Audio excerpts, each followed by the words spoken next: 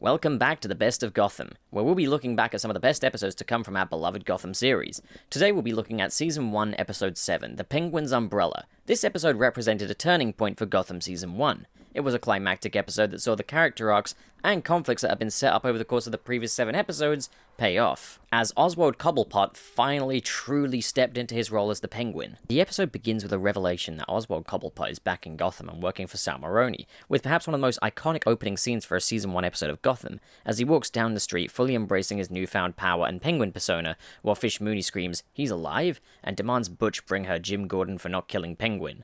Jim Gordon is in a heap of trouble as the stakes are raised to the highest they'd get in Season 1 so far. Jim Gordon is then attacked by Harvey Bullock, who explains that he needs to bring Gordon to Falcone. This was in the far earlier stages of the two's partnership, when Harvey was more crooked. However, Jim Gordon persuades Bullock to work with him. Or at least he attempts to. It's not yet clear whether he was successful. Meanwhile, Butch invades the home of Jim and Barbara, holding a terrified Barbara Keene hostage. It's so odd looking back at how cruel Butch used to be before falling in love with Tabitha. And it's here where I'm reminded why I hated Barbara Keene so much in Season 1. She just immediately tells Butch that Jim Gordon let Cobblepot go. Yikes, it's pretty painful to see Butch flirting with Barbara so much. His character really softened up over the years. Fortunately for her, Jim Gordon is here to save the day. Jim makes clear that he's prepared to kill all of them, and Butch threatens to kill Barbara. Jim strikes out, rescuing Barbara and sending her out of Gotham until he can get Gotham under control again. The two share a heartfelt goodbye. This is all so strange in retrospect. Jim Gordon returns to the GCPD as Silence Falls. There is a huge deal of tension in this story, as it's Jim Gordon up against unstoppable odds. Carmine Falcone, Sal Maroni, and Fish Mooney all want Jim Gordon dead in this one. And tensions are absolutely erupting, with Penguin's intel falling into potentially the wrong hands for Fish Mooney. Everybody at the GCPD is really just wondering why Jim Gordon is still there and why he hasn't fled. So Fish Mooney turns to Carmine Falcone. Falcone promises Fish Mooney that the Penguin is not a threat to her, however Fish fears for her secrets in the hands of the Penguin and Maroni. Falcone insists on sending Victor Zsasz to get Penguin for Fish. I must admit, I much preferred Fish as a gangster to a supervillain like she went on to be in Season 3. Fish identifies that Maroni is acting suspicious, far too relaxed about the fact that the Penguin is in the hands of Maroni. Back at the GCPD, Commissioner Essen tries to persuade Gordon to leave Gotham for his safety, but instead presents her with arrest warrants for the mayor and Falcone. This story does a better job of Jim Gordon persevering when all odds are stacked against him than No Man's Land ever did, and Jim Gordon plays it all down. He's prepared to die for this city, but he at least does it here without constantly making speeches about how great he is, and the stakes are well thought out and highly earned. As well as that, the threats in Gotham Season 1 were well established, and properly paid off throughout the story, as well as each character being properly utilized. The same cannot be said for the all-out war we were supposed to receive in Series 5. Gordon is fully committed to Gotham, refusing to run away from the impossible odds stacked against him, and then Victor Zsasz arrives at the GCPD with a great deal of fanfare from the music, with the spectacular portrayal of Zsasz by Anthony Carrigan, who plays this role with so much charisma. The dialogue for Victor Zsasz is really well done, and I think Zsasz will go down in history as one of Gotham's most underappreciated characters. He was a real scene stealer. So Victor Zsasz demands Jim Gordon for Carmine Falcone.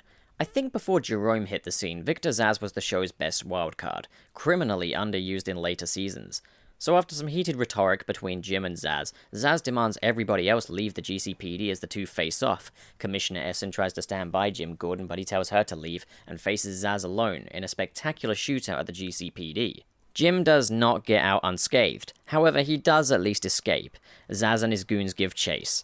The scene was a very exciting scene for Gotham, as we'd never really seen anything this intense and action-packed from this show at that time, and it still stands as one of Gotham's best shootouts and action sequences. It's well shot, both by guns and cameras, well paced, and well performed by all actors in the roles. There's this really great shot where Jim is hiding behind a police car, and you can just see Zsasz just sneaking up on him, looking for him. Unfortunately though, an unknowing cop enters the scene and takes a dive as she's shot by Zaz's goons.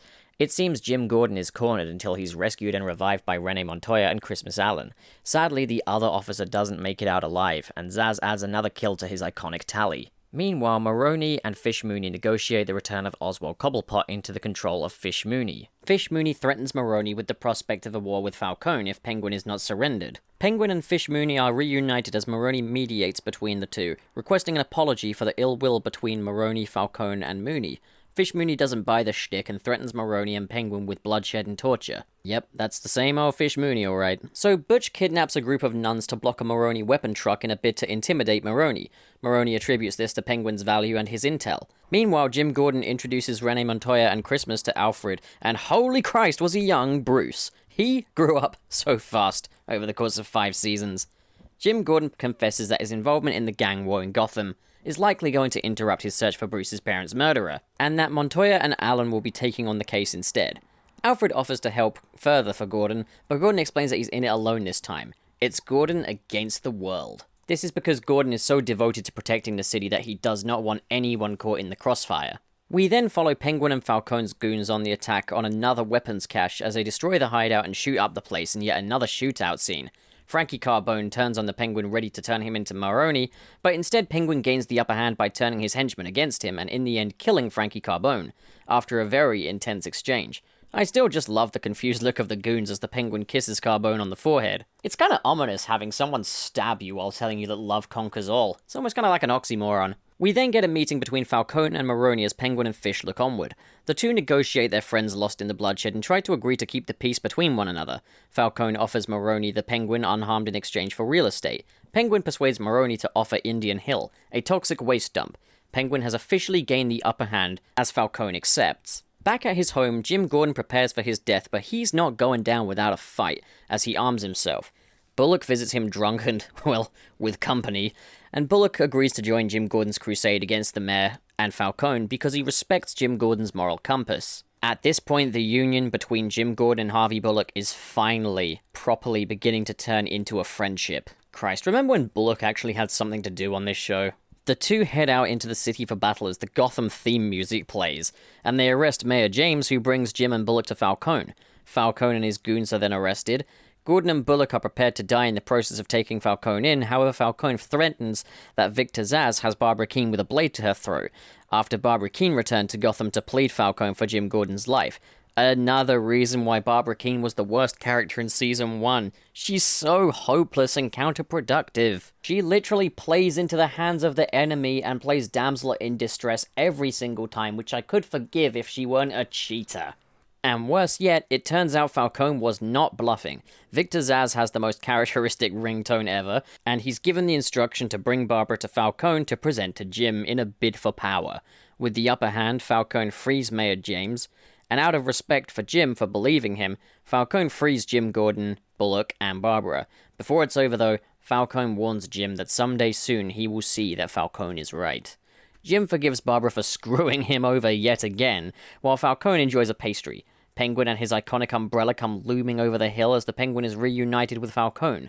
We discover that Penguin and Falcone became friends much earlier in the season after the pilot, and that Penguin is playing on both sides, after requesting Falcone to let Jim Gordon kill him for snitching, in exchange for Maroni's secrets. It's a heck of a twist that the two have been in cahoots all this time, which explains why Falcone was so relaxed about Fish. It's revealed that this gang war is going to become a three-way battle between Falcone, Fish, and Maroni, as Falcone is told by Penguin that Fish is trying to edge Falcone out for power. The story ends with the terrifying prospect of a three-way gang war in Gotham. So that was the Penguin's umbrella, and there's just so much going for this episode. This was the episode where I think I was now fully committed as a fan of this series, and easily one of Season 1's standout stories. And I think this was so exciting for me as a teenager, because it was like an action movie, a mob movie, all on TV. The mob war stuff greatly reminded me of The Dark Knight, and I was like, wow, it's like having a Batman movie on the small screen. I must admit that returning to Season 1 of Gotham was almost like watching the show brand new again, as my memory of Season 1's overall episodes, in spite of some memorable moments, has been pretty much washed away to time. Season 1 was a far less brushed show than Gotham would go on to be in its later seasons. It reveled more in the twists than the twisted.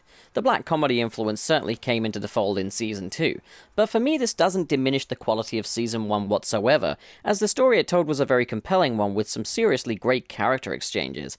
I really have no issue with the slower pace either. This episode was a blockbuster of an episode, with 2 shootout scenes and a great deal of character conflict. Performances are fantastic across the board, and I must admit I would have loved to have seen more like Season 1, but for better or for worse, Gotham became something a lot lot more stylized after this. The Penguin's umbrella is overall an absolutely outstanding episode of Gotham and a great piece of television. It offered a great sense of payoff to the character arcs that were building up over the course of the previous 7 episodes. And Penguin seriously felt like a fully fledged bad guy. Robin Lord Taylor had done a fantastic job portraying Oswald Cobblepot, but in this episode he really had the chance to shine, and I think the Penguin's umbrella marked the point where Robin Lord Taylor had finally owned the role of the Penguin. Robin Lord Taylor plays the role with zero sincerity, but such desperation and determination. He knows exactly when to be utterly smug, and you just, man, something about him just makes your skin crawl. Jada Pinkett Smith as Fish Mooney is one of the most utterly intimidating characters I've seen on TV. Jesus Christ, she works so well as a gangster. Ben McKenzie and Donald Logue do fantastically as Jim Gordon and Harvey Bullock, and it was so strange seeing Erin Richards as the butter wouldn't melt in her mouth innocent version of Barbara Keane again.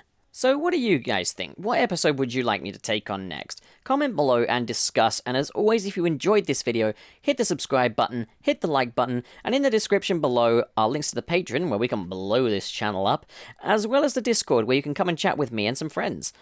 Until the 5th of July, patrons only have access to Marvelous Tales of Spider-Man for pledges of just $1 or above. The trailer will follow. Thank you so much for watching, guys, and have a great day.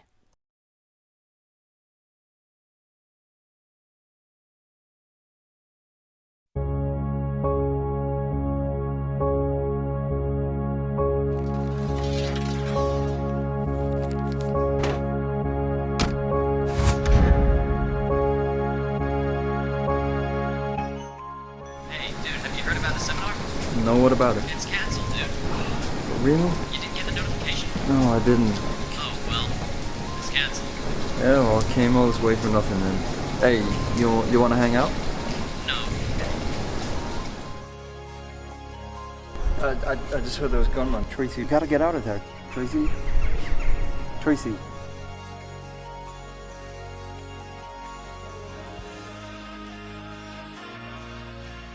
Okay, so I guess the best advice I could give to anybody is this. Evaluate your circumstances, be brave. Be prepared to fail, but always get up. You owe it to yourself to be marvelous, so why regret being anything less? Well said.